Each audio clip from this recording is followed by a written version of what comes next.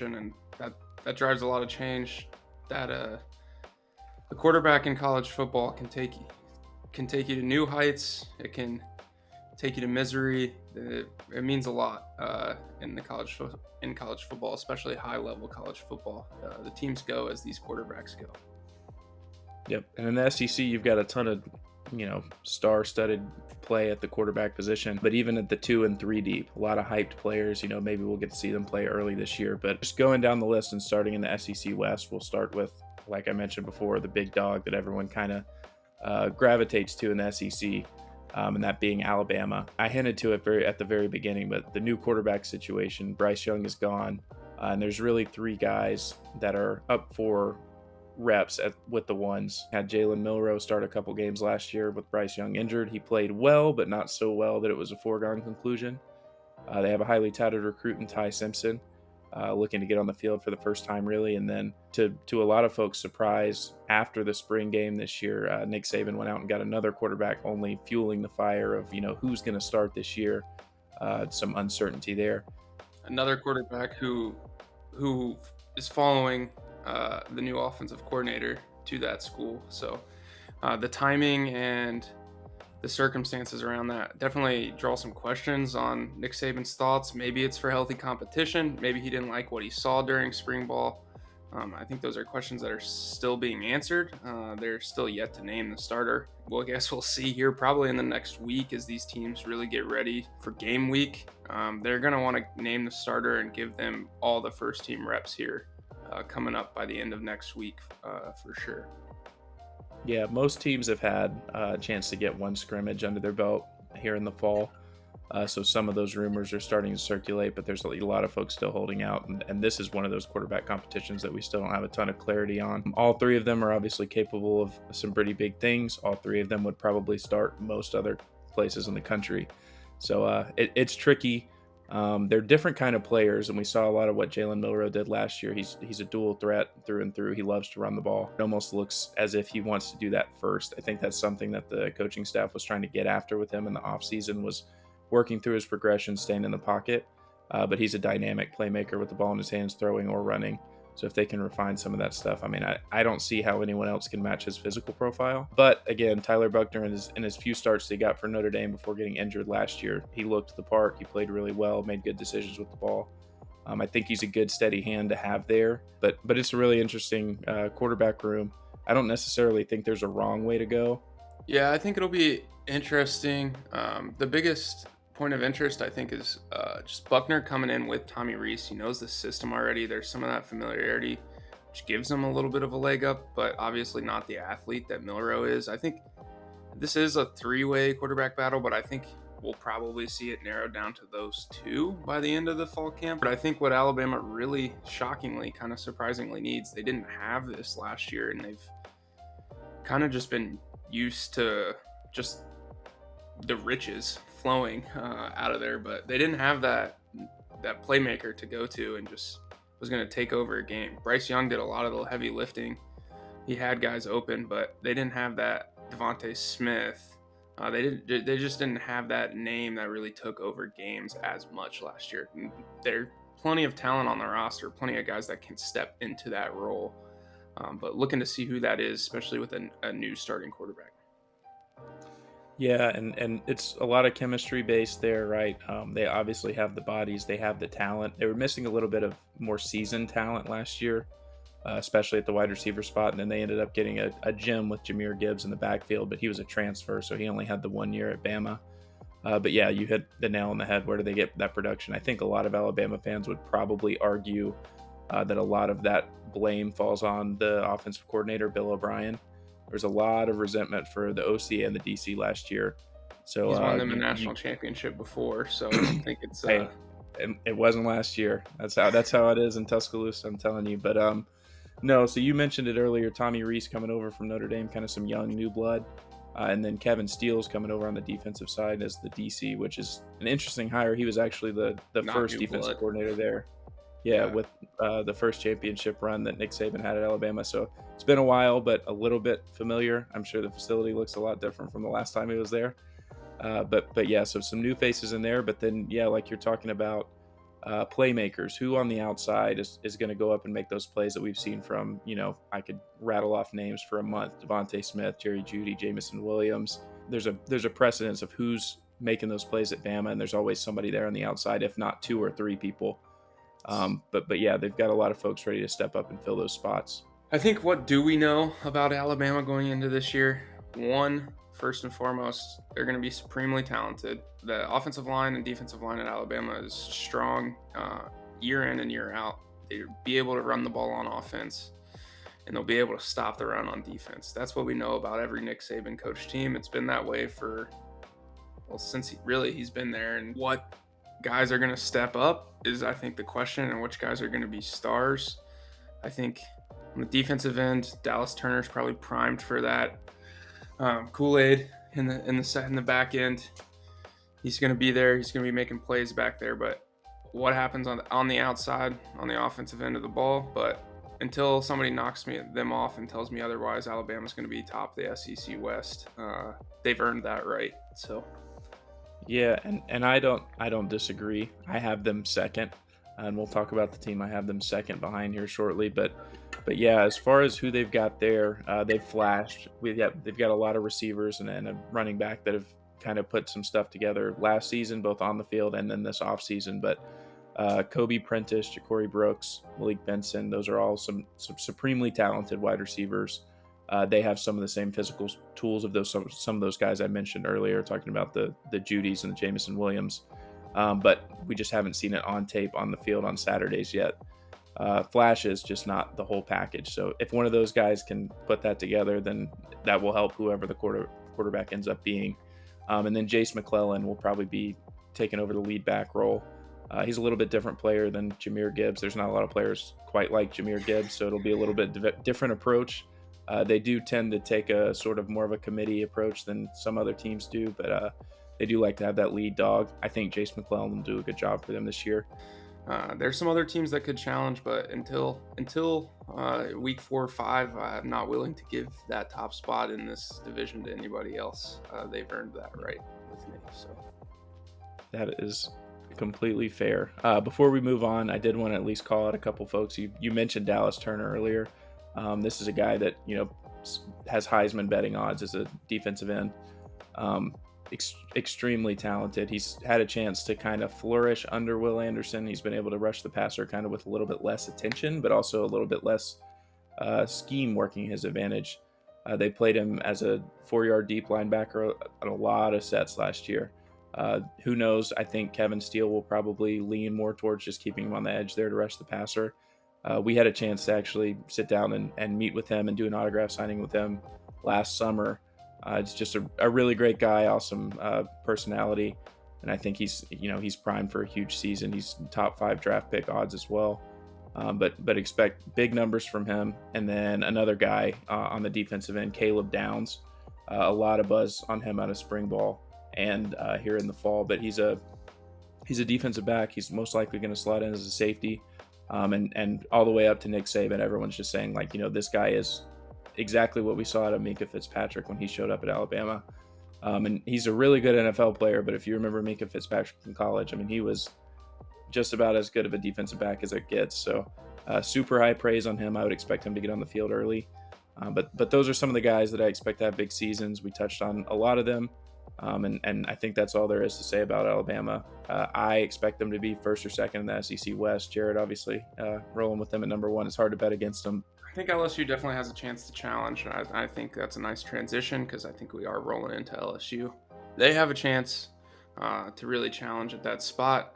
Brian Kelly is harder to trust with a championship football team than Nick Saban. So LSU.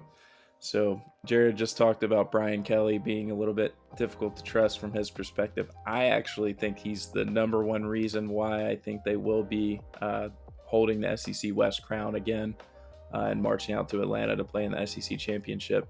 They're in year 2 under Kelly. Last year he came in, won the SEC West, which is one of the most difficult divisions in college football, in year 1. Didn't have his players. Didn't have, probably as much stability as he wanted. He had a I wouldn't say controversy in like like a negative sense, but just like kind of like grumpy grandpa energy surrounding him. He's a Um, weird dude. He's just always been that way. yeah, I mean, it was all over the place last spring and last summer. Once he left Notre Dame, there was a lot of bad blood and kind of that decision to move. Ultimately, it didn't pan out to be what I kind of expected. Right, I expected some kids to maybe not buy in, not want to join LSU. Bringing in the number 2 transfer portal class is huge, especially in the SEC. And then having a number 6 recruiting class as well. So he's bringing in a ton of talent, and these are kind of what I guess he would probably refer to as his guys. And I think that'll be huge for them going forward. Yeah, I mean, I think LSU probably the most known quantity at quarterback in the SEC with Jaden Daniels, one of the guys that we've seen the most out of. Looking for him to really take the next steps this year and contend, make this team a true national championship contender and challenge Georgia's defense. I think he has all the tools. We just need to see him take another leap in development. And did Brian Kelly and his staff give him the tools during fall camp and during spring ball to make that next step? Yeah, obviously lethal player there, Jaden Daniels. I think the question is who's surrounding him, but luckily for LSU, I mentioned that transfer portal class and the high recruiting class, both top 10, and they really didn't lose a ton. Highly touted, I would say, receiver Kayshon Boutte left, but he actually wasn't even their number 1 receiver last year. They're bringing back Malik Neighbors, who led them in receiving yards. Their offensive line is really strong on offense. It really does. A lot of it revolves around Jaden Daniels. But Malik Neighbors will be huge. They got a couple transfers in at wide receiver, and then they're bringing back the tight end, Mason Taylor, who's Jason Taylor's son, the former Miami Dolphin. Really, really talented young tight end. He actually ended up making that game-winning catch against Alabama to end the game. But a lot of weapons on offense, a lot of stuff for Jaden Daniels to do, especially with that stout offensive line. I think their offense is status quo at worst, which, like I said, last year was good enough to win them their division. And then we'll see what the defense can kind of do. Yeah, I mean, I think looking at LSU's defense, there's one man that's kind of sticks out above the rest, in Harold Perkins. He's a man amongst some boys out there at times. He has some help in that front seven. Makai Wingo also has a lot of talent and a lot of upside as we look towards this season and what steps does he take to get ready for the NFL in the coming years. But I think those two guys primarily. I think you've got a couple other guys to hit on, but in the front seven on that defense, they're going to be flying around and making a lot of big time plays. Yeah, Harold Perkins, you mentioned man amongst boys, and that was as a freshman. So this year, getting a little bit more time in the weight room, right? Work on the body. I don't know how much work it Is really he needs. 19 years old now? Is he? Yeah, I mean, yeah. I'm 25 at this point and starting to get a little bit surreal to see some of those guys. But yeah, as a freshman at LSU, I remember what I looked like as a freshman, and very different look. Body wasn't quite as matured as that. Not That's for even sure. close. No, but I mean, he's only going to get better as time comes. Hopefully, he can Yeah, stay on the field. And he's not even 20 years old yet. So, and yeah, 7.5 sacks as a true freshman and 3 forced fumbles. It's just there's a knack for finding the ball and getting the ball out there. yeah, no, he's a generational talent. But then helping him out in the front seven, they had Makai Wingo had a really great season last year, but they also get back Mason Smith, who missed last season, but the season prior he was actually a freshman All-American. So two kind of all SEC quality players there on the interior, kind of running block for Harold Perkins to do what he does on the outside. And then another player to mention in the long line of LSU cornerbacks that just dominate from the day they're on campus. They've got kind of a lot of hype surrounding Javian Toviano, who's kind of in that same mold of, freshman cornerbacks that show up. The most recent one that springs to mind is Derek Stingley Jr.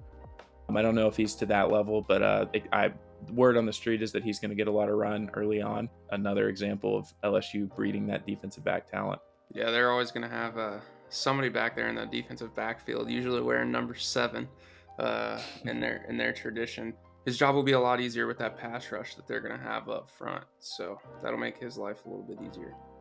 I don't know where you have LSU falling. I expect them to beat Alabama and then ultimately take a tiebreaker. I don't ever trust LSU to finish undefeated. So I've got them 11-1. I'm not necessarily sure who they're going to drop one to. Last year it was Texas A&M. They've got a couple losable games on the schedule, but I still do think they're going to pull out the big one. I mean, they took down Alabama last year, and they bring back, like I said, just about everyone as far as the big names. They're losing Keishon Boutte and B.J. Ojulari, but I think they have the reinforcements to fill those holes and then add in some other places. So for me, I have them finishing first in the SEC West. Bama and LSU this year in the SEC West, I think, are the clear 1 and 2. I think there's other teams that are dangerous enough to maybe beat one of those teams, but I don't think dangerous enough as we look through it to probably knock either of those two off. I just hope we get as good a matchup between those two teams as we did last year. That was one of the best of the season. Next team up in the SEC West is Mississippi State Bulldogs, first year under former defensive coordinator Zach Arnett. Looking to see what Will Rogers is going to bring back to this team. I think he's a guy we have some high hopes for in the SEC West as far as quarterbacks that are returning. See if he can lead this team. I don't know what the offense is quite going to look like with Mike Leach no longer being there. Yeah, you mentioned it. I mean, this team is going to, I think, play with a lot of fire. The untimely passing of their head coach last year right before the bowl game, Mike Leach, college football legend. Super sad to see him go. But yeah, Mississippi State kind of wasted no time revamping and rehauling, how they're going to run their football program. Defensive coordinator Zach Arnett slid right in, took the head coaching job, but he brought in some new assistants. So their new offensive coordinator is very much not an air raid guy. Kevin Barbay, coming in from App State, actually ran the ball about close to 60% of the time. So it's going to look a lot different. And the most interesting player to see that from, I think, is going to be Will Rogers, a quarterback who's had a couple years starting in that system. I think they'll keep some of those air raid concepts in that offense just because Will Rogers is there and the clear one to take the helm to keep him a little more comfortable rather than changing the whole offense. Obviously, bring in some of that more run focused mindset with the new OC, but you've got an offensive line that may or may not be prepared to run that style of offense. So at some point, you do have to play to your strengths a little bit. Yeah, and surprisingly, the way we have this rank structured is actually based on record last year in the SEC. I was actually a little bit surprised, even though I caught a few of their games, but they kind of flew under the radar last year to finish third in the West behind Alabama and LSU. They won some games they probably weren't supposed to, and then they lost a couple games that they probably weren't supposed to as well. But overall, I'd say they performed pretty well. The adjustment is going to be key here. I could see them winning 8 or 9 games if they get it right. I could see them losing 5 or 6 games if they get it wrong. Will Rogers, you see it all the time in the NFL. You have the highly touted air raid offense quarterbacks that come in, can adjust to the pro style under center stuff. I think he has all the tools to do it if there are people that can. But it will be a transition. And then you hit the nail on the head. Things people don't talk about a whole lot is the offensive line. They came in expecting him to be pass pro, 70% of the time, quick passes out and really just holding the line for a second or two. Are they going to be able to run the zone concepts and the power concepts and things like that? I'm sure they can do it. It may be a transitionary period, though. Coming from a Georgia Tech fan here, a team that transitioned a little bit more extremely from the triple option into more of a kind of pro-style offense or a little bit more of a spread, the tight end position was extremely difficult.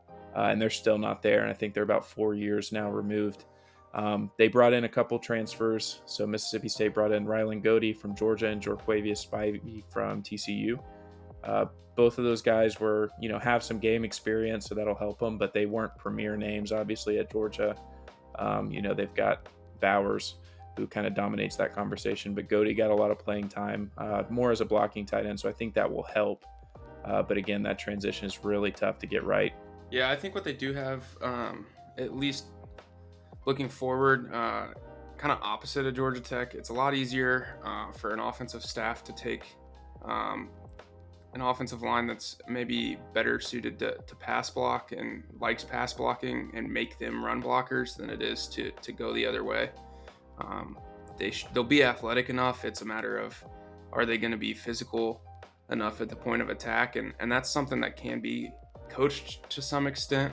I think it's an easier transition than going the other way. Yeah, you can only take it so far, though, right?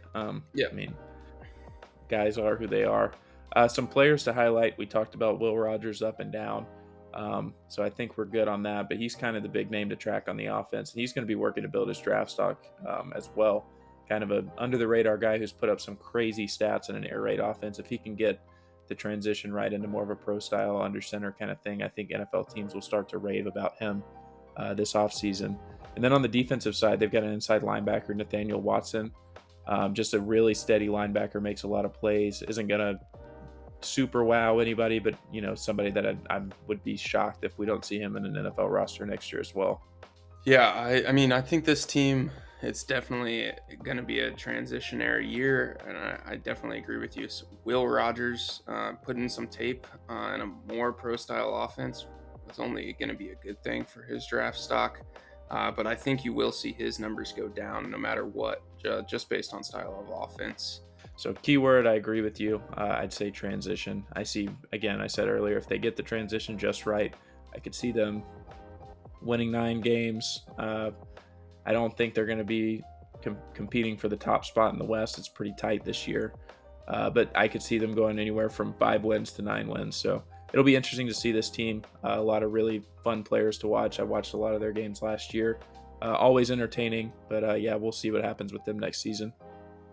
Okay, the next team we're going to cover is Ole Miss. This one is kind of a team that overachieved and underachieved at the same time last year. They started really strong. I want to say they were a top 10 team as late as week 8, week 9, undefeated. And nobody kind of gave them a ton of respect for it. And ultimately, it kind of turned out to be with good reason. They finished 4th in the SEC West behind the 2 behemoths in LSU and Alabama, and then also Mississippi State, who they actually dropped their rivalry game to there at the end of the season. But there's a couple things about this team. First being the best running back in the country, arguably outside of potentially Blake Corum up at Michigan. Definitely in the SEC is Quinshon Judkins. He split reps with Zach Evans last year in this Ole Miss offense and was still able to put up kind of disgustingly big numbers. He rushed for over 1,000 yards. He led the SEC in rushing. Just like Harold Perkins earlier, this guy was a freshman. So you have to expect it's only going to go up from here. Quinshon's a guy we have to probably really consider for a Heisman Trophy at the running back position, depending on how Ole Miss season goes. If they overachieve and have a really good year, there's no way this team does that in the SEC West without him having a really good year. I think you have to really consider him as a Heisman candidate at that point. But Ole Miss, interesting situation, kind of quarterback this year. Jackson Dart is a returning starter for Lane Kiffin. However, not currently named the starter going into this year. They brought in 2 transfer quarterbacks, one being Spencer Sanders from Oklahoma State, who had a lot of success at Oklahoma State. And it was kind of a interesting move in the offseason when it did happen, because it was like, oh, they're bringing in a guy to challenge the incumbent starter, which you don't typically see that. And then they also brought in a former 5-star in Walker Howard, who transferred from LSU. Not as much of a known quantity.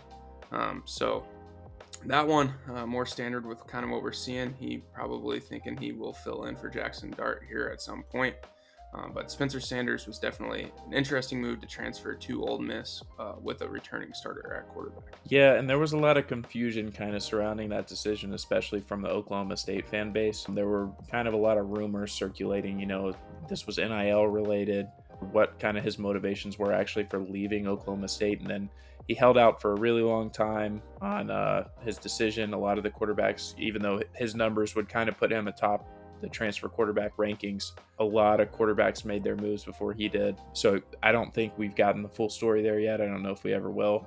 But regardless, he's here now. Jackson Dart last year, not as great a passer as I probably would have expected, but I think he actually overachieved a lot as a runner. He put up a ton of yards on the ground. It was kind of a 3-headed rushing attack there. I mentioned Judkins and Evans, but Jackson Dart was running the ball really strongly as well.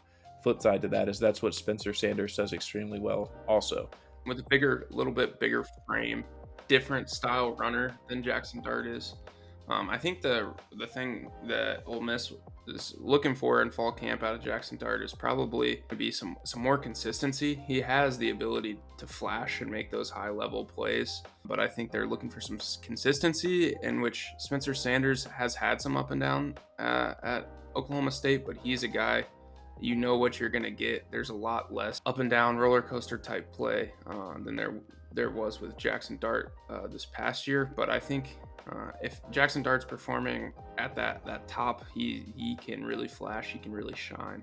So we'll see how that plays out. You mentioned Walker Howard up at the top. The LSU transfer is a former 5-star recruit. He's a big body. I think he would be ready to play some places. I don't think he's going to factor into this quarterback race a ton this year, barring some kind of injuries. But with that being said, I did want to note, especially we were talking earlier about Alabama and Ty Simpson in that mix. With the transfer portal, the way these guys can move around, I think you're going to see a lot more pressure to play quarterbacks early.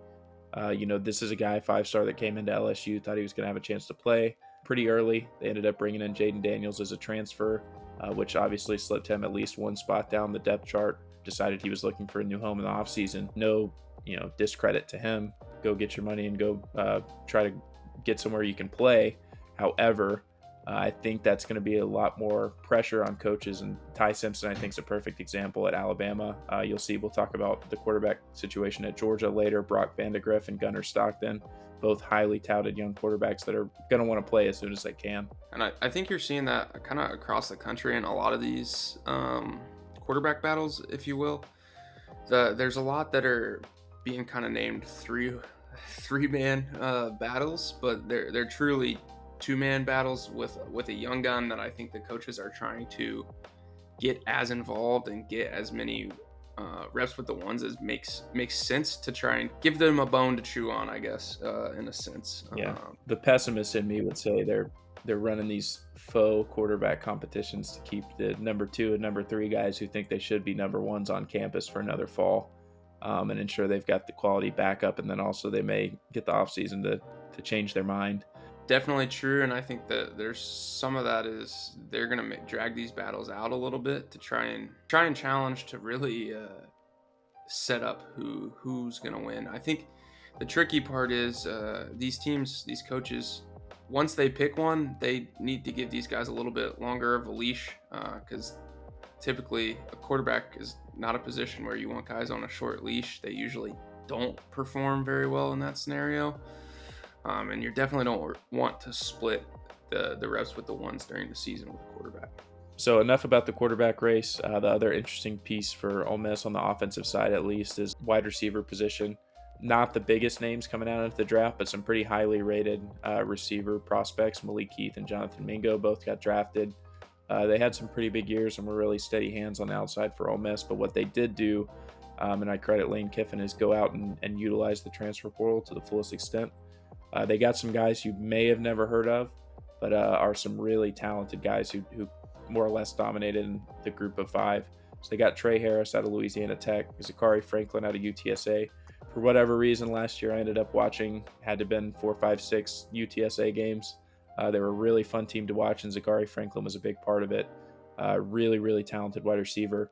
And then they also got Caden Prescorn, who's a tight end out of Memphis. So some group of 5 guys that you may never have heard of, but they put up some big numbers last year, and I think they're going to slot in nicely and get pretty close, if not overtake what Malik Heath and Jonathan Mingo were able to give last season. Yeah, I think truly with a team like Ole Miss and a coach like Lane Kiffin is can he get these guys, these transfers in this new era to play together and come together as a team. And I think through spring ball, that's really important, but that's really made in fall camp. As you and I both know, that fall camp is what makes your team. It's what sets the culture for the entire year. Things can go very poorly in fall camp, or they can go very well. It's really up to the head coach. Has a lot to do with that. And I think he is a guy that probably can get all these personalities to play together, these new personalities. But it's just an interesting, unique challenge in the new age of college football and really college sports. You're seeing it across all sports, but it's an interesting challenge that these coaches are going to face over the next foreseeable future. Yeah, for sure. For me in Ole Miss, I have them slotted finishing 8-4, 9-3, that kind of territory. They've got a lot of games that they could lose this season, and a lot of it, just like every year, a big question mark coming into the season is going to be defense for Lane Kiffin team. He devotes a lot of his energy and resources into the offense. Yep. They brought in some nice transfers on the defensive side. Ultimately, too, in the end, I think this quarterback battle may kind of take its toll in the locker room. Something that doesn't get talked about a ton in preseason, but if you're not decisive and quick with those actions, naming that quarterback, you've got somebody who's thought of as sort of a legend in the Oklahoma State community coming in. I'm sure there's some guys in the locker room that know he's the guy. I'm sure there's some guys in the locker room that are, bought in on their incumbent starter Jackson Dart, and there's probably even some younger guys who would like to see Walker Howard get some reps. So if that situation isn't handled right, you can see a locker room really fall apart in those kind of Yeah, situations. and the hope is for the coach, right? Like we've seen this before in the past. By fall camp, you kind of the team kind of has their guy who they think is going to be the starter, or at least the majority of the team is typically thinking one way because we are all out there. We all see it. All the players see the play. They all see it, and they they'll have their guy. You'll see it. The receivers definitely will kind of lead the coach in the right direction as to who is going to play. But hopefully they can get that worked out. To kind of piggyback on what you said, I think if they do figure that out, I think honestly the sky kind of peaks for them at like a 10-2 type regular season. I don't think there's any possible way with as big of a question mark as they have on defense that they can run the table in the SEC West. And I don't think with the rest of the teams that are there that they can make the conference title, but they're definitely a team that can ruin a lot of seasons. They have a chance to ruin some seasons in the SEC West, but I just don't trust them to do much more than peak at 10-2, but probably closer to that 7-5, 8-4 range. Next up in the SEC West is Arkansas, a team that fell flat of expectations last year, but is bringing back a lot of those same expectations, and largely in part because of what they have on offense. Me personally, I really, really like this offense. I like the way KJ Jefferson plays football. It's a style you don't see out of most quarterbacks these days. He's just not afraid to put his nose in the mix, and I really like that. It's a matter of, I think, for Arkansas, as we'll get into here, what is going to show up on the defensive side of the football. Yeah, KJ Jefferson's a grinder. I love watching that guy play too. He's ground and pound. He'll get his nose dirty. But yeah, I mean, offensively, they're really high powered and have a lot of potential. But last year, it ultimately did become a question of, okay, you brought a lot of folks back. KJ Jefferson was starting his second season last year. This will be his third year. Rocket Sanders, he's super talented running back, both in the passing game and in the receiving game. They've also got some pretty talented offensive linemen. Most notably, Bo Lemmer is an offensive lineman on their team that, he actually appeared in our top 100 college football players of the year on our Instagram page. So if you don't follow it already, go jump in there and see kind of who our top 100 is. So there's two main questions I have. One, what's different this year than last year? It's the same situation, a lot of potential, but will they get over the hump and make the plays that it takes to win those big football games when they go to places like Tuscaloosa or Baton Rouge and play those juggernauts? And the second one is for KJ Jefferson, really good quarterback, a lot of potential. Obviously, we touched on that. Love to watch that guy play, but is he an elite quarterback that sits atop up there with the Drake Mays of the world, the Bryce Youngs last year? Is he in that category, or is he in tier 2, I guess you could say, with just the not Hall of Fame, but the Hall of Really Good? If he can take a step forward this year, I think he can put himself in that elite territory. But until I see him kind of make those game-winning plays, right now I don't see him in that same category. Yeah, with KJ Jefferson, it is really truly a matter of, does he take the leap to become a truly elite quarterback? I think the run game at Arkansas has a chance to be really, really lethal, and he can truly complement that and make it a true weapon. I don't know what it is about the guy. It's just his personality, the way he plays. I root for him to have a very successful year, And I don't watch a lot of Arkansas football games, but I do pop them on just to kind of see him play and see how that offense is going. I think it's the defensive lineman in you. You like watching a, a defensive end get the chance to play quarterback. Yeah, and he throws it. He kind of throws it like Cardale Jones a little bit, which gives me just Another defensive lineman playing quarterback. exactly. I mean, he brought my Buckeyes their last national championship, which is 7 years ago or 9 years ago now. So just a little partial to him, I think. Yeah, and that's fair. But yeah, for the offense, a lot of the same with the wide receiver room. A lot different though. Stevens is their most prolific returning receiver, and he only caught 9 passes last year. Got a lot of transfers coming in. I don't think they necessarily know what they have yet. As they get through fall camp, I think we'll kind of see who emerges in those position battles. Being an SEC team, an SEC West team, they have some talent in the receiver room. We'll just see who emerges. On the defensive end, and you kind of hinted at it, I don't know what that looks like. Last year, they struggled defensively, and that was having one of the best interior linebackers and one of the best edge rushers in the SEC in Bumper Pool and Drew Sanders. Those guys are both gone. They do have Chris Paul Jr., who's a highly touted interior linebacker. A lot of buzz around him coming into Arkansas. He's now got a couple years under his belt. I think he'll be ready to step up into that role of Bumper Pool. I think they have the bodies. It's a matter of whether or not they do it. Drew Sanders was an Alabama transfer. Just didn't fit behind Will Anderson and then Dallas Turner coming in. So that was a huge get for them to bring somebody like that in. But yeah, I don't know what the defense looks like this year. A lot of transfers and a lot of guys with not as much experience as you'd like.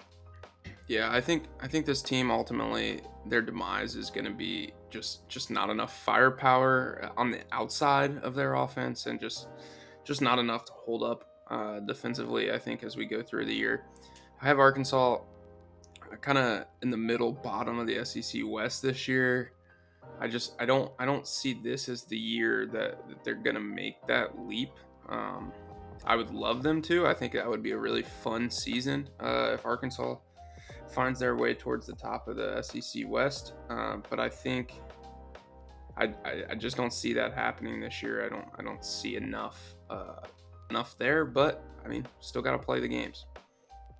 Yeah, that's interesting because I'm sipping the Kool-Aid. I'm buying the hype. I'm all in on Arkansas this year. I think I talked about it earlier. I think KJ Jefferson does take that leap. I think getting some new faces in the receiver room and kind of some different experiences from those transfers will help.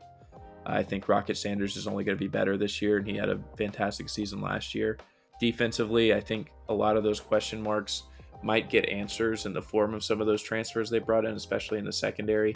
Al Walcott was a huge playmaker for Baylor last year, and he's going to come over to Arkansas. Dwight McLaughlin had an awesome season for Arkansas last season, one of the best corners in the whole SEC. So hopefully more of the same from him. I think that they're a team that will win every game they're supposed to. I think they will struggle against the Alabamas and the LSUs.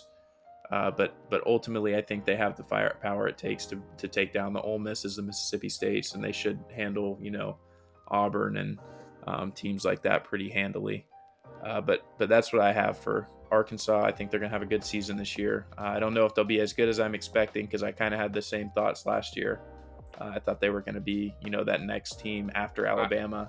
I thought they had a chance to really challenge Alabama last year, and I guess I'm just hurt from last year. I can't quite believe in it. Can't quite believe in it this year. But I mean, looking at their schedule, there's at least 6 games on there that they should win.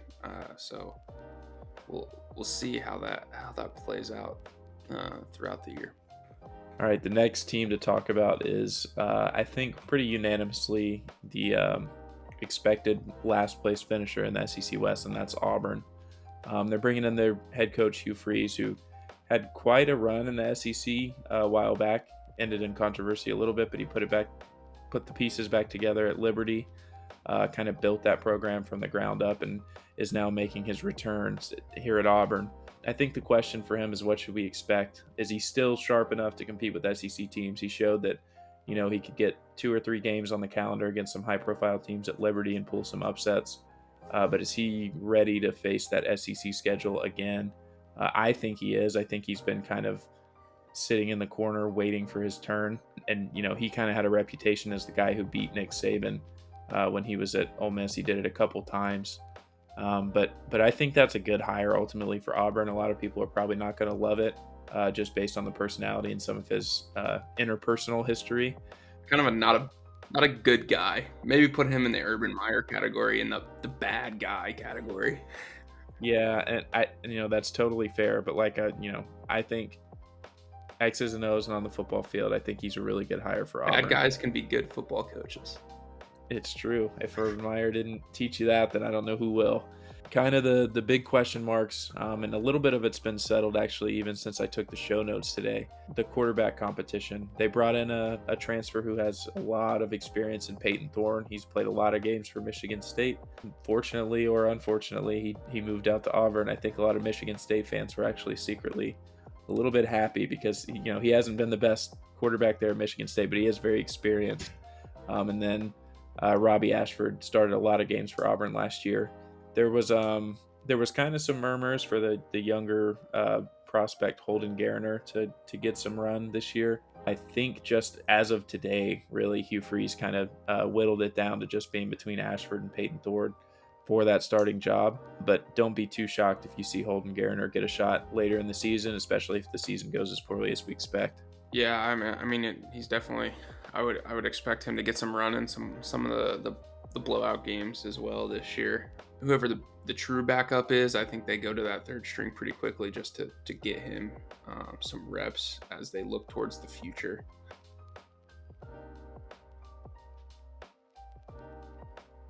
But yeah, Auburn. It's kind of weird to see them in this position.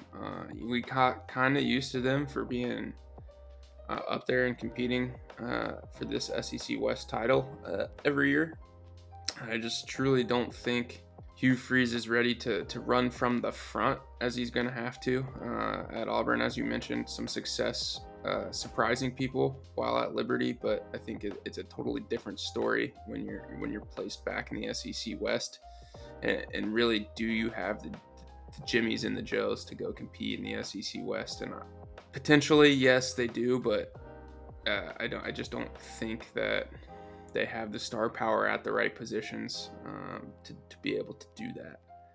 Yeah, and I think you saw a lot of that last year. And I don't know that it's going to be too much different this year. They kind of seemed physically outmatched, especially when you're talking about those big matchups with LSU, Alabama. They get Georgia every year, which is kind of a tough draw for them out of the West. But yeah, I mean, just the kind of quality of talent, the athletic talent there didn't seem on par last year with what we're used to at Auburn. They brought some guys in the transfer portal. And they've got a really strong running back room this year, but at the same time, it's still, I think, an uphill climb. I think it's going to take a year, maybe 2 years before Hugh Freeze gets a team that he's ready to compete with.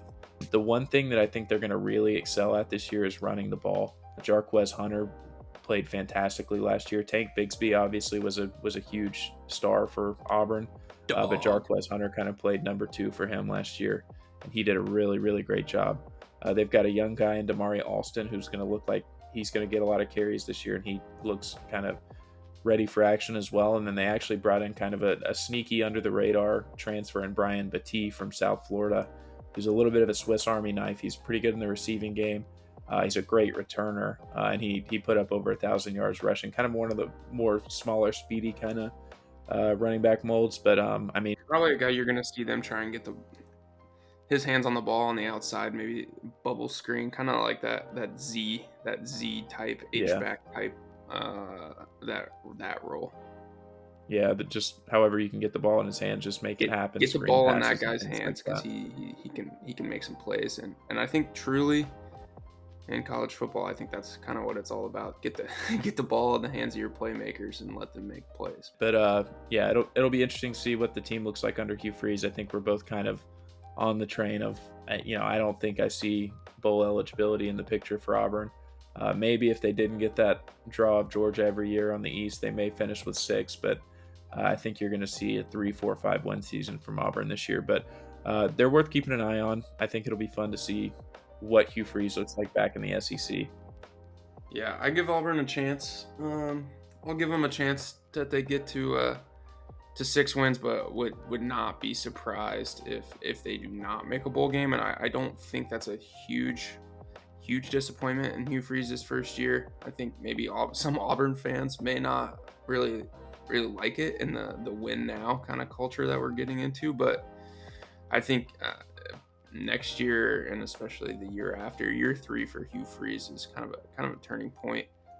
As we go into the rest of the bottom of last year's SEC West, here we have Texas A&M, who personally I think has a very good chance to potentially end up right back there this year.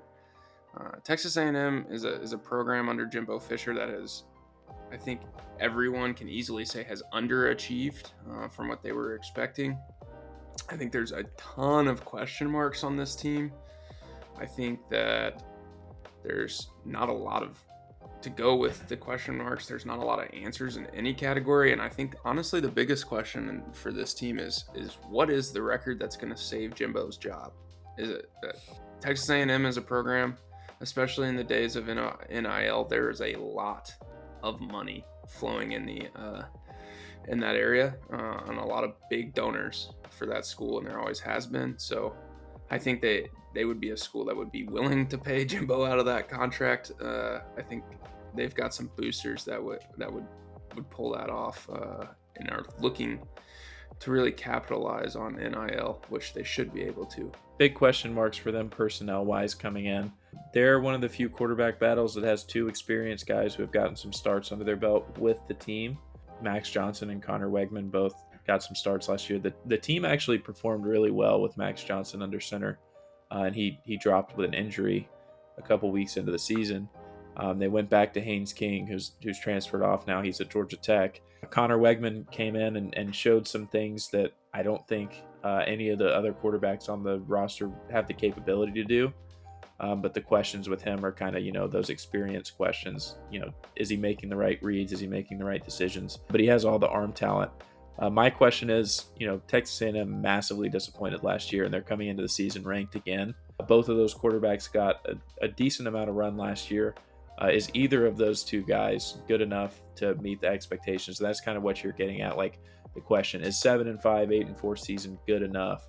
I don't know that it is, because I think there's an appetite to, be swimming with the big dogs with Alabama, LSU, Georgia. Tanner, we're talking about a team that finished last in the SEC West and is coming into a preseason ranking. So yeah, the expectations, just based on program name alone, are too much, and coach name alone, that they will make a move if they're not probably in the top 3 or 4 teams in the SEC West this year. Yeah, it's a little cuckoo and kind of hard to comprehend, but I mean, the talent, the recruiting, all of that stuff's there. I mean, people forget, but Jimbo Fisher has a championship pedigree. There's only so many coaches who have won national championships coaching right now, and he is one of them. There's like 3. So they have all the pieces there. The one thing they did extremely well last year was run the ball. However, a lot of that had to do with their kind of track speed superstar Devin Achane. He got drafted this year, so he won't be around. The names behind him, I don't think anyone would put in the same category as Achane unless they surprise us this year, being Amari Daniels and Le'Veon Moss. But they do have a really promising young freshman coming in Reuben Owens. He's gotten a lot of buzz going through camp this fall and this spring. So, maybe not the same level of productivity in the run game this year, but, maybe something to look forward to in the future. On the flip side, in the receiver room, a lot of the same, which is good news for them because they've got a lot of talent on the outside. Evan Stewart was one of the best young receivers in college football last year. He's going to be back. And their number 2 and number 3 productivity receivers will be back as well, and Moose Muhammad and Aeneas Smith. Moose Muhammad is actually the son of Muhsin Muhammad, who played in the NFL for a long time. A lot of the troubles in the pass game last year seemed to be kind of generated from the quarterback position, or maybe the play calling. I guess I won't put it all on the quarterbacks, but the receivers have all the talent that it takes to be those teams, and I think that's what you see reflected in the rankings. And right now it's just a matter of, can they do it? I don't know if they can. And that's what I asked earlier. Max Johnson and Connor Wegman are going to battle it out, but I don't know if either of those guys are good enough to be what this team needs them to be, unfortunately. Yeah, I mean, Texas A&M, I don't think much point in belaboring too much on them right now because there's just so much we do not know. But I kind of see them, Ole Miss and Mississippi State, kind of battling it out for that like middle tier. And I'll throw Arkansas in there too, but I think that's kind of a four-horse race for third place in the SEC West. I think those other two teams, for the time being, are gonna kind of lift and separate. Yeah, I think that's a prudent assessment. The one thing I did want to talk about with Texas A&M here, earlier we talked about how college football is changing. One of the big changes and one of those first dominoes to fall was Oklahoma and Texas are going to be joining the SEC next year. A&M's big bargaining chips in recruiting recently has been, we don't have the long-term pedigree that Texas has, but for the in-state recruits, they had that, ace in the hole and say, well, we're in the SEC, we get the SEC games on broadcast. You don't have to play the Big 12 teams of the world. With Texas coming into the SEC, I don't know what that looks like for A&M going forward. Like I come from Georgia, where every high school football player wants to play football at Georgia. In Texas, it's a lot of the same stuff. Every kid there wants to play for the Longhorns. They may have been making business decisions to go to A&M here recently, I but think is for the that going to last, continue? I mean, since Texas was really on top, I think the thing that everybody pointed at those years was you're not even winning your state in recruiting, in which as a university like Texas, I think they should be. And I think with this move to the SEC and Oklahoma's move to the SEC, I think that really hurts Texas A&M battling, because those three schools battle for a lot of recruits every year, and I think now Texas A&M kind of has even less of a leg up, because I don't think the money in like NIL, or I don't think either of those three schools have like that much separation. I think the donors and everything around those schools is competitive enough, or similar enough. So I think they could potentially be in trouble a little bit, but we'll see. Texas is a big state with a lot of football recruits, but I mean, like you said, traditionally Texas is that school. Growing up in Ohio, if you are a talented football player and you don't want to go to Ohio State, it should be pretty easy to get recruited there. So we'll see how that goes in Texas moving forward.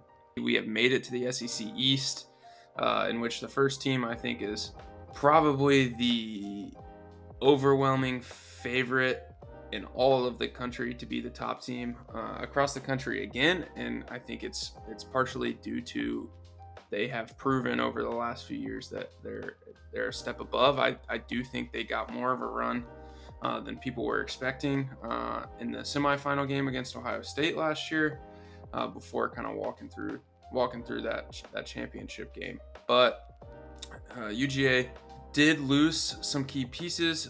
I think the one that everybody is kind of talking about is that quarterback position. As we look, Carson Beck looks to be stepping into that role, although not officially named the starter yet by Kirby. So, like I mentioned earlier, I'm from Georgia. I grew up a Georgia Tech fan, but it's hard not to acknowledge this team. I mean, it's a machine at this point, especially on the defensive end. I thought coming into last year, there's no way they could replicate what they did defensively. They lost Trayvon Walker, was a number one pick. Jordan Davis was gone. Quay Walker was gone. Devontae Wyatt, Lewis Cine. I mean, like, there's tons and tons and tons of names. And then, like nobody even left. It came back right around, and they had a whole new crop of guys.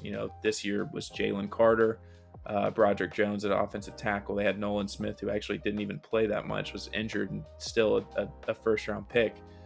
Keely Ringo, all these guys stepping up and making plays. And, I don't know necessarily who's going to do it next, but I have no doubts that the next guy's waiting in the wings.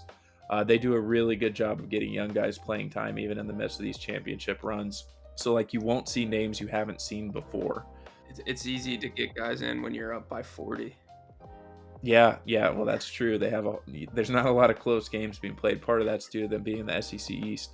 But yeah, the question marks. I mean, obviously, quarterback's a question mark, but for me personally, Stetson Bennett was fine, but they didn't win because of him.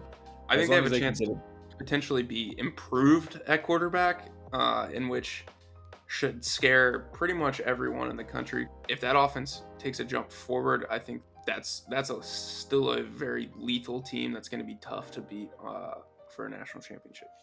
For sure. And I touched on the defense. No, I mean there are question marks there, but I have no doubts that there's going to be answers before they go for play number one That's on, Kirby's you know, passion. He loves the defense. That's what he recruits. They have had the recruiting classes over the last couple years. There's no reason they shouldn't have the replacements on that side of the ball. I think some of the guys maybe less known quantities than we had last year. Like we knew going into last year what Jalen Carter was and what he was that's probably true. Yeah. going to be, and same with Ringo. But I think this year there are maybe a few more questions, but I don't think there's a ton of doubts that they at least have the talent. Could they not produce potentially? But I don't think Kirby's going to let that happen. Last year, they lost a few wide receivers. Kearis Jackson, who's been a difference maker for them for a long time. A.D. Mitchell, who had a big national championship run. He transferred out to Texas just to be closer to home. And then Darnell Washington, the big tight end, is also, moved on to the NFL.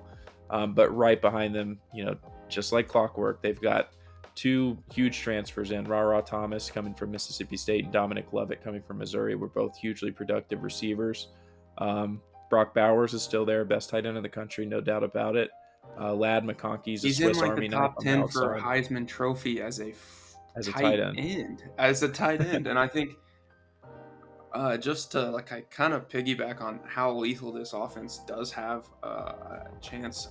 I wrote it down in my notes, but potentially as a guy that hasn't started a game yet in college football, Carson Beck could be the Heisman Trophy winner this year if he takes this Georgia team to new heights. Because if Brock Bowers has a good year, there's only one guy that's going to be throwing him the football more than likely. So I think it's a good chance that he potentially ends up in a finalist for that Heisman Trophy as well, which is kind of crazy to think about. Yeah, definitely crazy, but I mean, it's hard to argue against at the same time. He has all the tools and all the weapons that you could ask for. And just some other guys that have already played roles in big games. Marcus Rosemy-Jacksain, Arian Smith, Dylan Bell. All of these guys are, offensive weapons that have had the ball in their hands in big moments. Defensively, some of the names to look out for. Michael Williams put together a fantastic freshman year. I believe he was a freshman All-American. Nazir Stackhouse will kind of be filling in that nose tackle role that, you've seen a couple of guys have really big careers. He's gotten a lot of playing time already, though. On the interior, they've got Smail Munden and Jamon Dumas-Johnson, both guys who have started a lot of games, and they're only juniors. Dumas-Johnson has a chance to he does some freaky stuff. Tremendous talent. It's up and down the whole roster for Georgia, right? In the defensive backfield, you've got Javon Bullard, who was the MVP of both the semifinal game and the national championship game last year. Kamari Lassiter, Malachi Starks, who was one of the best freshmen in the country last year. All these guys are going to be back. We've gotten to the point now at Georgia where, the sophomores and juniors haven't ever not been champions. So, the mindset question and the psychology kind of comes into play. But, ultimately, that's the only thing I can see getting in their way of winning again. Maybe some bad quarterback play, but with the amount of options they have, even if it doesn't end up being Carson Beck, Brock Vandagriff, and Gunnar Stockton are both more than capable of leading this team, because I almost feel like I could do an okay job at quarterback for Georgia this year if I was doing it. Just the sheer amount of talent they have at every spot.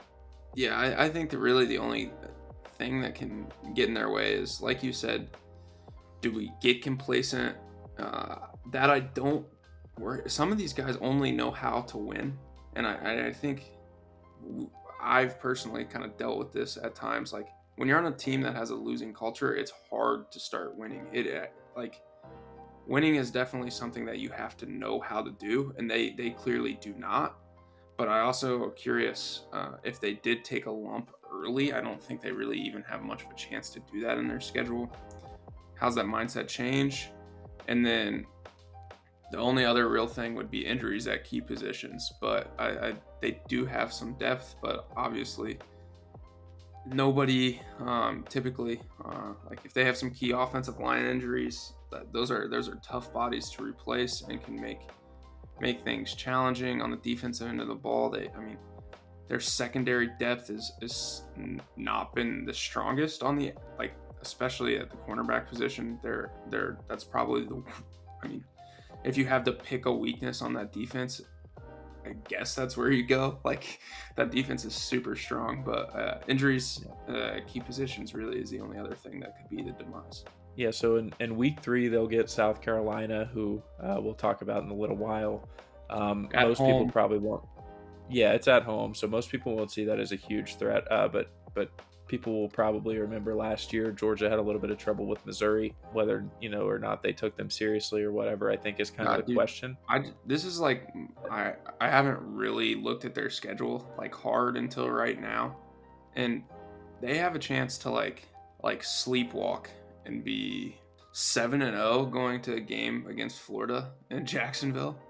Like, Right. and we don't know. Florida's an unknown quantity, and Yeah, they then may not be anything.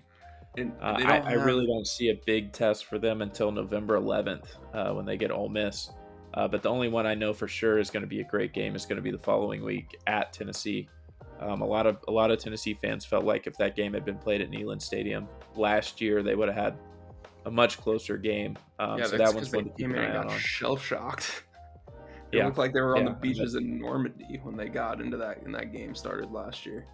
But um, yeah, I think we can kind of kind of move on here. We could probably talk about Georgia all day because I think they're both of ours picked to win the SEC East and to win the SEC and to really go on and in that playoff. I think it'll be them against probably whoever comes out of the Big Ten that probably have the best chances to win this year.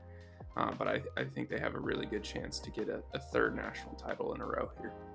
all right, next up we've got Tennessee, who was the biggest challenger to Georgia last year in the SEC East. The game didn't end up actually being all as close as it was hyped up to be, but this is a really talented team that kind of proved that they're a high level competitor last year. They won a big game at Alabama, and then continued on throughout the season. They ended up dropping kind of a fluky game at the end of the season, but a really really good team. However, a lot of that had to do with kind of some elite quarterback play from Hendon Hooker.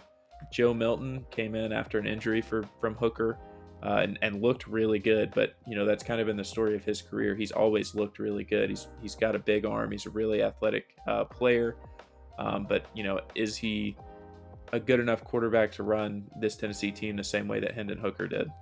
Yeah, and I think last year, I mean, if everybody's going to be honest with themselves, we expected the Tennessee to make a jump, but not the jump that they made last year, Yeah, no going into way. the year.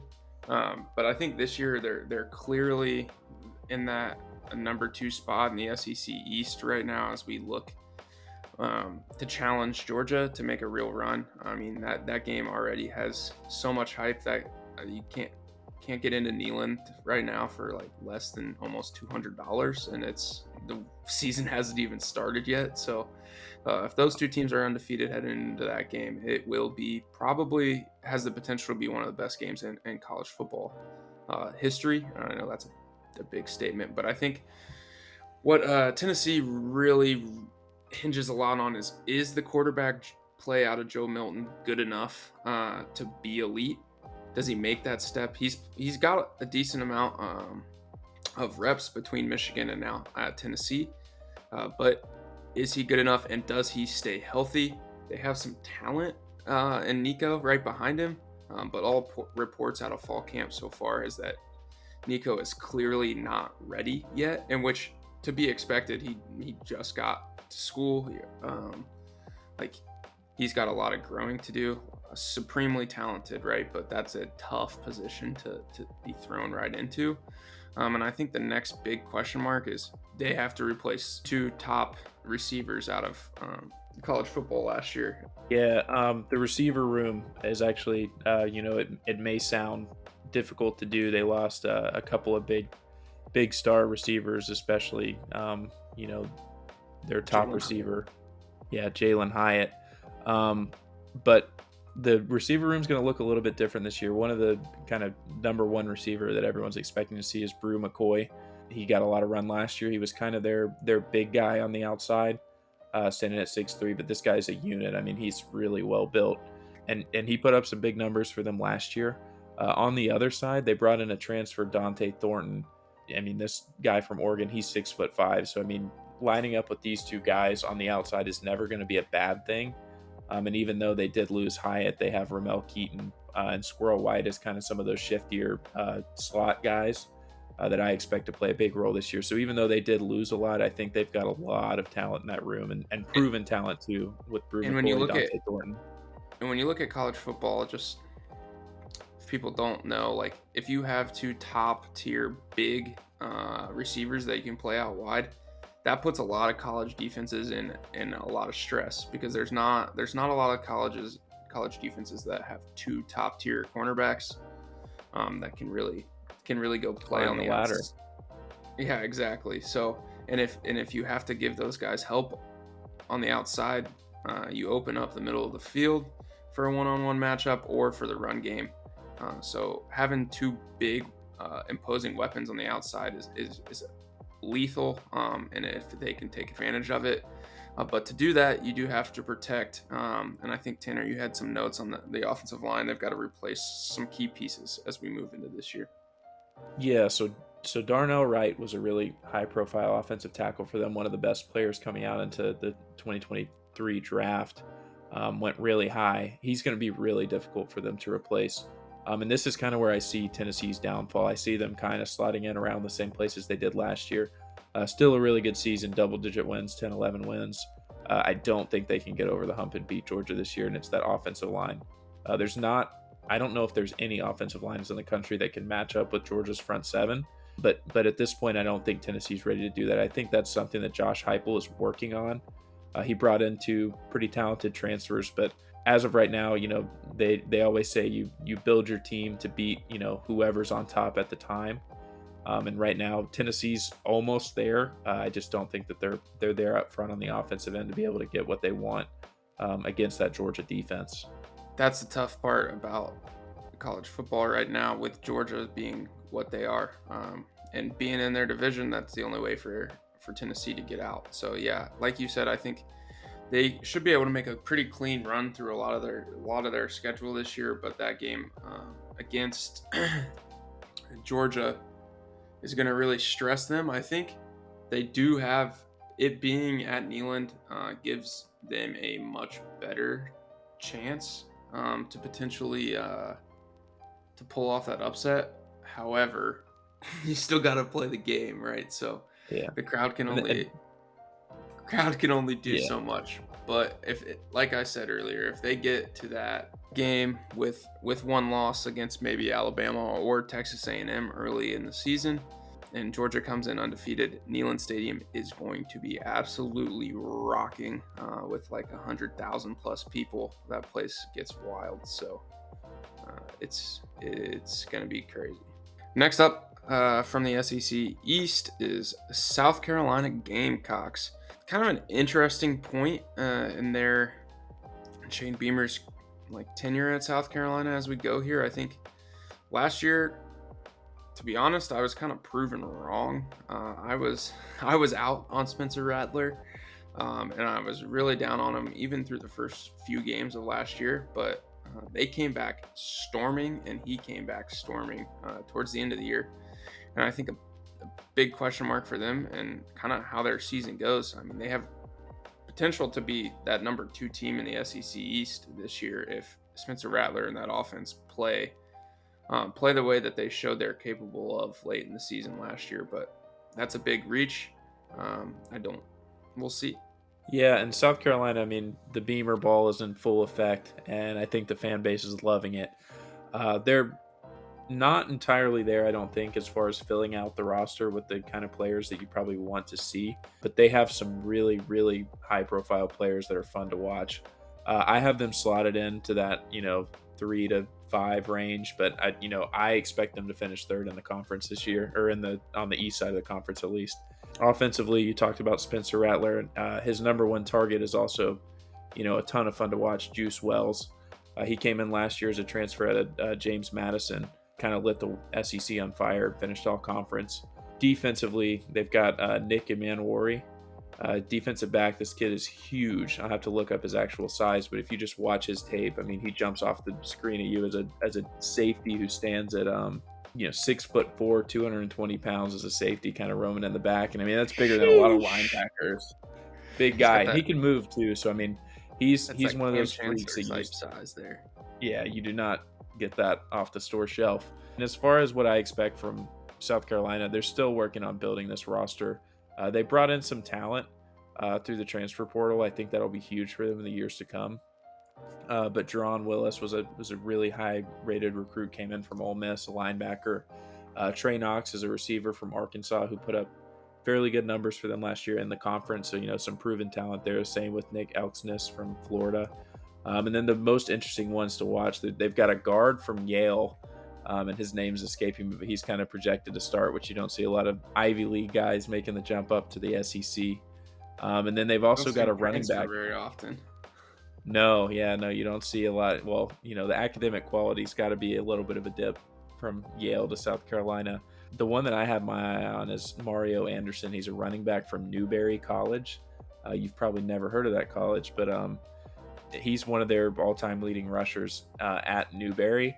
And just because the room's a little bit thin this year, they took a gamble on him, and word is he's been performing pretty well at camp, and he should get a lot of chances to play this year. So kind of when you have these holes in the roster, it gives you chances to let guys like this have a chance, and those are always fun stories to track, I think. So I'll have my eye on Mario Anderson, and I'll pull the name of that guard because I don't want to leave it out.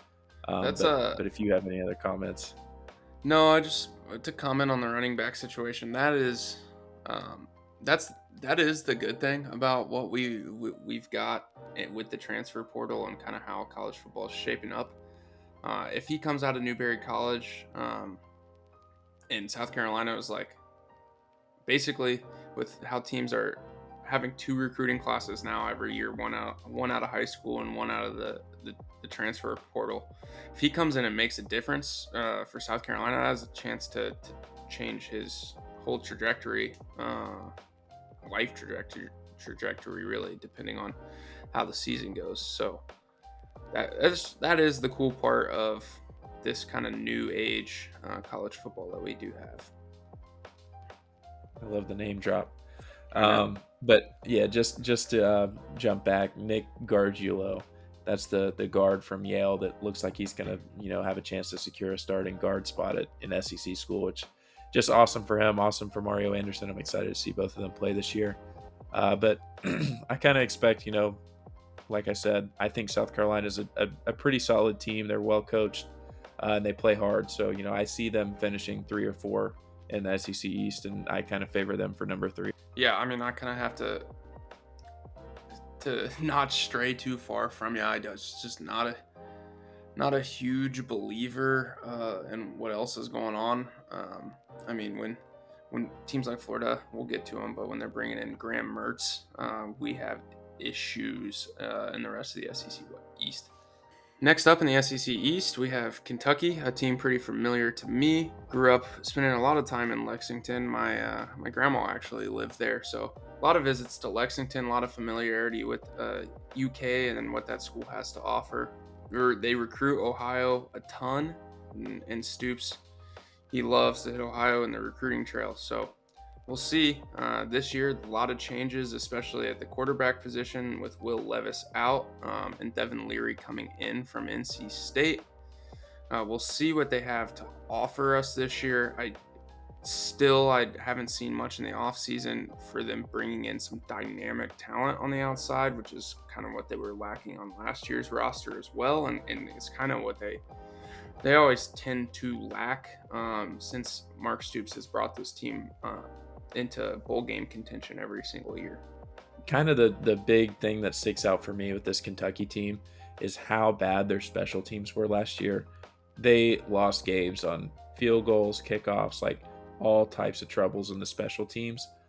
Mark Stoops actually went out and hired one of his brother Bob Stoops' old special teams coordinators, Jay Boulware, to kind of clean it up, and then he brought in a ton of guys to help clean up that. So hopefully that won't be as big of an issue. And I mean, as you know, that's the kind of things that can lose you games and make a 9-3 team, a 7-5 team, or you know, a just winning those special teams battles and not making the mistakes. The other thing that I like about Kentucky is they brought in Devin Leary with kind of like a microwave ready to go offense. It's not going to need a lot of massaging. One, he's an excellent decision maker. At NC State, he's been at the top of leaderboards with QBR, completion percentage, and things like that. So he's great player, great professional. He's from all accounts a really good leader for that Wolfpack team. Two of the new guys from last year were kind of led the receivers room, and Dane Key and Barry and Brown were both kind of dynamic freshman playmakers for them, and they're both back. They've got a lot of talent at the tight end position. Really, I just expect this offense to be really smooth and steady. Defensively, I think they may have a couple more questions than what they have on offense. And offense, I think they kind of took their lumps last year, and I think they're going to be pretty much ready to go this season. Yeah, I think the one question for the offense, I think, is going to be that offensive line. And then, like I said, can those guys on the outside be dynamic in the SEC and against the schedule that they're going to play? That's the tough part. But with that being said, I think Mark Stoops has a really good chance to take this team. This team isn't going to be at the bottom of this division anymore. They're gonna be somewhere in this 3, 4, maybe 5 range pretty consistently now. And I think that they'll compete. They're going to give some guys some good games. They're not gonna go in and get blown out by some of these better teams on their schedule. They're gonna go in and they're gonna play a tough game. And I especially think if they get that special teams cleaned up, that's gonna make these games even closer, because special teams is key in making average teams good and good teams great. So for sure, yeah. For me, I see Kentucky good season, not great. In the 7-5, 8-4, maybe they could stretch and hit 9-3 if they beat somebody they're not supposed to. But yeah, I think they'll have a good year. Hopefully they'll be ready to hand off the team to another new quarterback next year, and they'll give them kind of a similar situation. But kind of touch on my thoughts on Devin Leary. I think the physical profile and the arm talent maybe isn't to the same level as they had with Will Levis last year, but dramatically improved in the decision-making department, the leadership department. I think they'll see a lot more success offensively with Devin Leary, even though he may not be able to make all the same throws. yeah, I mean, Will Levis is supremely talented, but he didn't necessarily utilize it or show it all that much at Kentucky, and I think he'll probably get better on average quarterback play this year than last. All right, next up, we've got the Florida Gators, who have been a team of kind of ups and downs and a lot of confusion and not necessarily knowing what direction they're headed in. A lot of people were really excited about the hire of Billy Napier coming in from Louisiana, where he had a lot of success. Culture-wise, seemed like an awesome fit. I don't think last year went quite as well as they probably would have hoped. As it is in the SEC, you saw it with Brian Harsin at Auburn. You've seen it with a ton of guys. How fast will this fan base kind of turn their back on Billy Napier if things don't start strong this season? And what are those realistic expectations? Like, what should be expected out of him? Are we looking for a 4-0 start? Are we looking for a 10-win season? These are the kind of unrealistic expectations I would kind of say you usually get in the SEC territory. But I think that's something to track this year, is if Florida doesn't get off to a great start, will those folks start standing up and calling for this job and start looking in another direction? I think this team is going to be interesting this year. I think there's not a ton of confidence that the offense is really going to be able to pick up and be explosive this year. The quarterback situation, Graham Mertz has officially been named the starting quarterback. It's a good and a bad thing. Graham Mertz is a known quantity, I guess. You probably have some more known than Jack Miller, who is also a transfer from the Big Ten, coming in from Ohio State. But I wouldn't call Graham Mertz's career at Wisconsin hugely successful. So how does that translate down to the SEC against the teams that Florida's going to play this year, especially Georgia? I don't know, but he has obviously shown enough to win the starting job. So we'll kind of see where they go from here. But he was officially been named the starter, so that it's earlier than most quarterback battles that we've seen so far this offseason. Yeah, and they obviously had an appetite for a quarterback. I don't know for sure that they got the one they wanted, but they did get a quarterback. So Graham Mertz is coming in. Jack Miller got a chance to start in the bowl game last year because Anthony Richardson, their quarterback that just went, I don't remember where he was drafted, but he was drafted really early on by the Colts. Regardless of if it's Graham Mertz, Jack Miller, or anyone else on the roster, this offense is going to be very different. Last year, everything lived and died on Anthony Richardson's back. I mean, and rightfully so. He's one of the most dynamic playmakers we've seen in college football in a long time. But either way, I don't see how they can run this offense the way they did last year. They're going to lean heavily on the run game, just like they did last season, but it'll probably come a lot less from the quarterback position. Trevor Etienne and Montreal Johnson both were some of the best running backs in the conference last year. They're both back, so I don't expect anything different. Probably that two-headed monster will continue to run around the SEC. But as far as what the passing game looks like and what kind of sets they're running, I think there's going to be a big challenge for the offensive staff there at Florida to put together an offense around kind of some of these more traditional quarterbacks.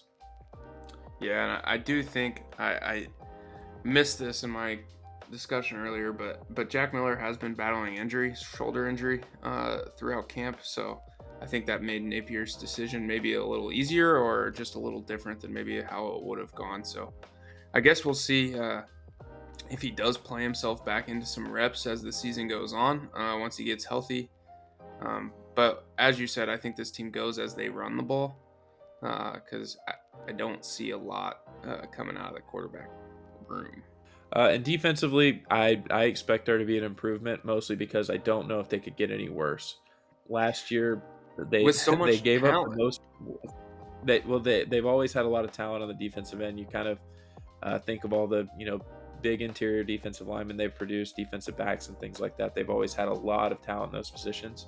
But last season they gave up the most points that they've ever given up in the history of the Florida Gators, as well as the most rushing touchdowns in their school history. And they gave up almost 200 yards rushing per game, 175 yards on the ground per game. They brought in a new defensive coordinator, Austin Armstrong. He's kind of a young mind. He's only 30 years old. There's a lot of young talent that Billy Napier's been able to bring in. It's just a matter of if they're ready to go and if they've had the chance to develop them to be ready to play on Saturdays yet. I think they'll have some improvement, but I still wouldn't expect the defense to take a huge leap. I think they'll still be kind of bottom of the SEC and on the defensive side. And for that, that's kind of why I see Florida hovering in the loss column. I think they're probably going to be a 4-8 team. Just looking at their schedule, and like I said, the big storyline will be is Florida going to be the Florida fan base and booster base going to be patient enough to let another season like that slide? I don't know that they will be, just based on some of the other ones we've seen, like at Auburn, the way that unfolded. I like Billy Napier, so I'm hoping that I'm wrong, but that's kind of what I see on the horizon, Florida. Yeah, I mean, I don't think you've missed anything there. I think they're going to they'll have a quick trigger. He might get through this year as long as he doesn't finish um, in the bottom two teams in the SEC East. He'll probably make it.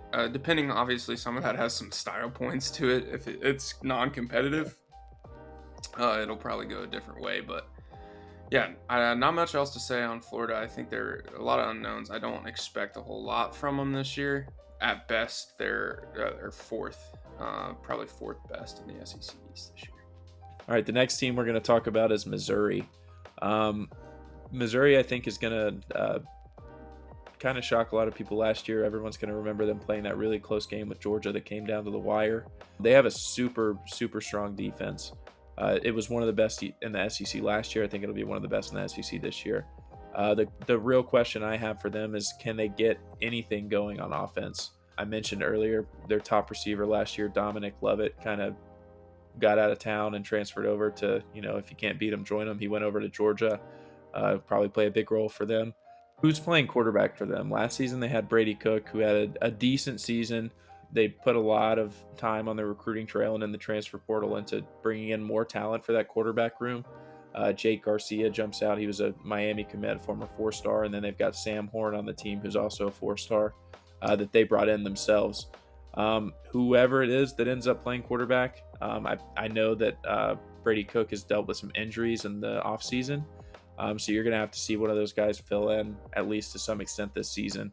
I like both players as prospects, but they haven't gotten a lot of chances to play just yet. So it's really a wild card in terms of who's going to be playing quarterback for this team to start the season.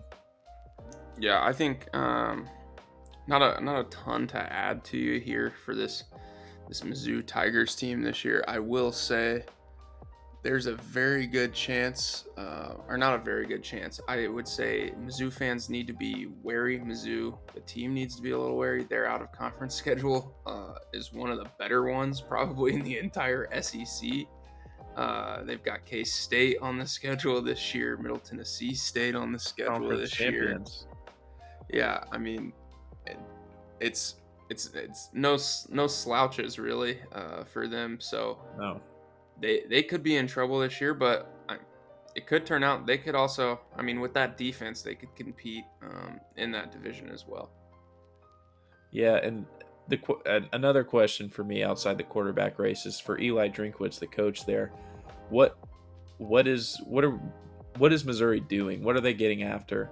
I mean, this is a team that's finished 6-6 or 5-5 in the shortened season, 4 straight seasons.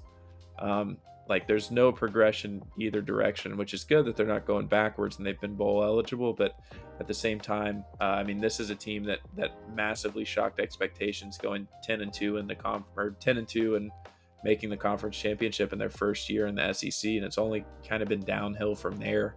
I don't know if Drinkowitz is the guy to kind of take the next step for this program. He's been kind of a steady hand to get them, to where they are now. They have some players. They've got Luther Burden on the outside, is a really talented receiver.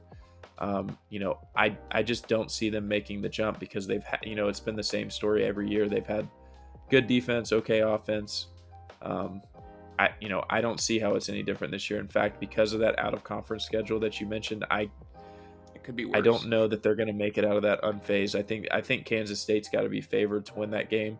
And then the big question I have for them is: are they, talented enough, skilled enough to beat the Floridas, Arkansas, Kentucky, South Carolina, And even Vandy's, those Vanderbilt this teams? year, honestly. Yeah, even Vanderbilt.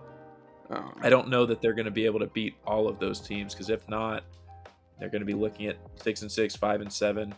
I think non-bowl eligible is a real possibility for them this year. Which, if that's the case, how long do they stick with the head coach? And if they do decide to move part ways, I think this is a very attractive job to a young coach coming out of a group of five school to make an impact coming in from a school because he's in the SEC and with the new conference changes, like you're gonna need to be kind of there's going to be kind of more of a haves and haves nots culture. So it's an attractive job, I think, because they'll be there, they'll have a chance. So it'll be tough to compete. However, I think it's still an attractive job if they do decide to move on. Yep, see, but that's okay. At the same time, at Missouri, you can go 6-6 4 years in a row. So, maybe that's got to be a real attractive job. Yeah, exactly.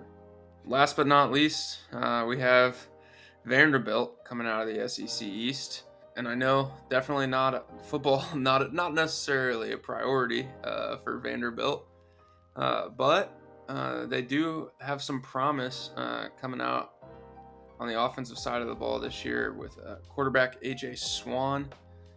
Some comparisons to Jay Cutler have been thrown around Nashville, so some higher hopes, I guess, for them on the offensive side of the ball. But just from a talent disparity level, it's going to be tough for them to move through the SEC East as we go forward here this year, and even more as we move forward in this new NIL age of college football. Because Vanderbilt is, while well positioned to make a move and make a run, I think the institution probably doesn't want to get involved in that. However, being in Nashville, you could see them making some plays here over the next couple of years and really using that. But I personally don't see that happening. Yeah, you talked about AJ Swan earlier. a lot. I've read some articles and tweets and just people buzzing about him. He got a chance to play last year, but They're there's very a lot high of on folks him in saying, Nashville. yeah, he might be the best Vandy quarterback since Jay Cutler. And I mean, you can say what you want about Jay Cutler, but that guy could sling the rock. Slinging Um, it. yeah. But no, AJ Swan, I think, maybe if not this year, the next couple years, I think he's going to be huge for them. Maybe on the market for a new school for him as well. That's possible as well. Yeah, I mean, that's something to look out for in today's college football landscape. But he gets a lot of, his same weapons that he had last year back, the productive ones.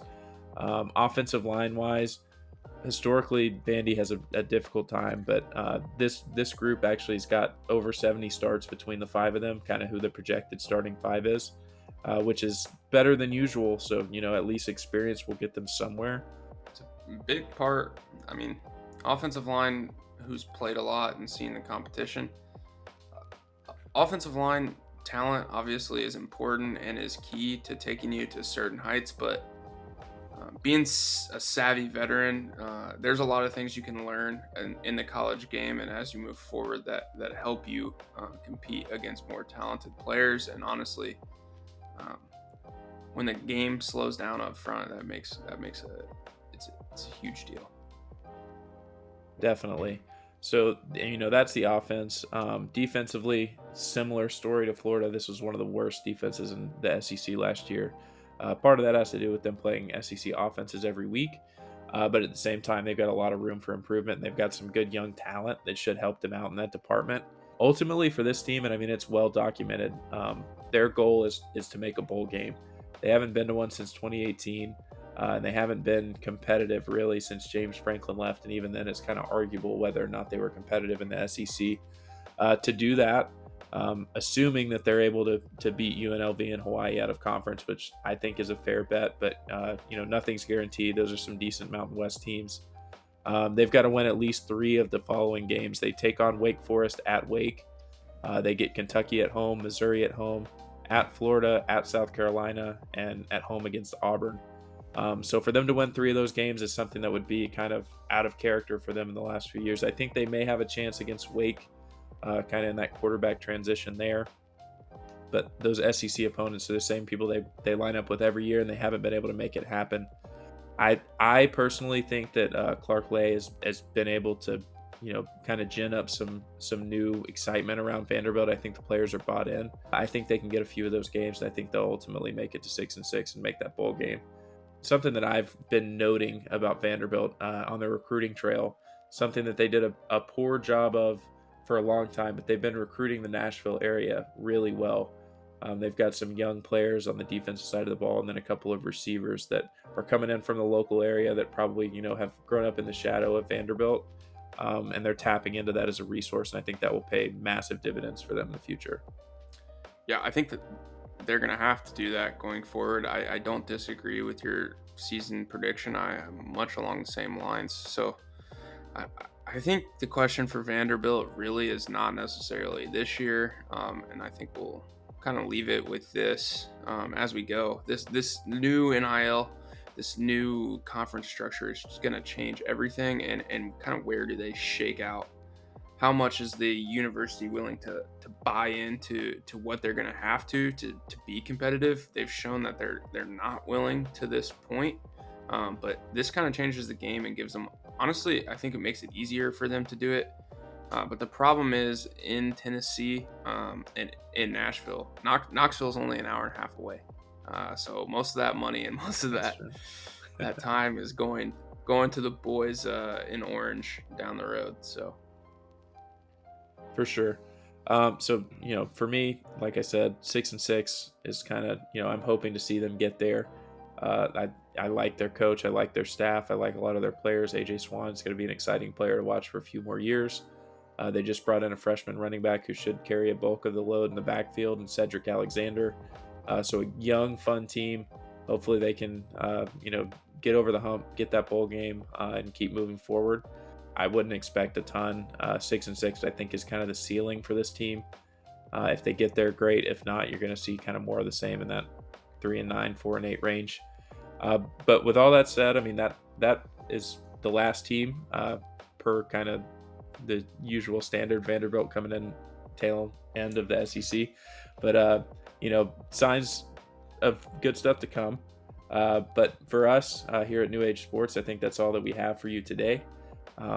That's our SEC preview. So let us know in the comments what you think you agree with, what we got wrong. Did we miss any impact players?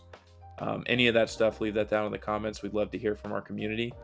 And then on the bottom right here, just underneath Jared, you should see our Instagram link I mentioned earlier, our top 100 countdown of college football players in the season across all conferences.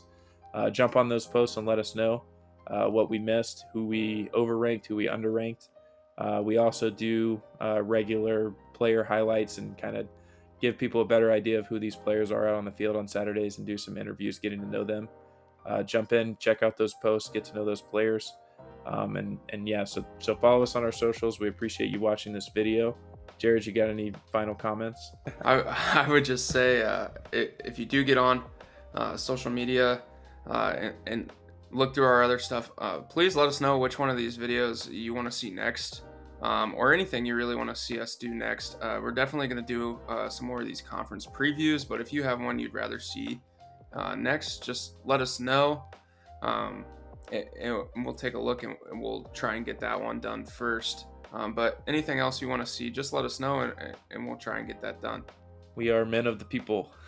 Men of the people. Yep. But again, we appreciate you guys watching. We'll see you again next time. Thanks so much.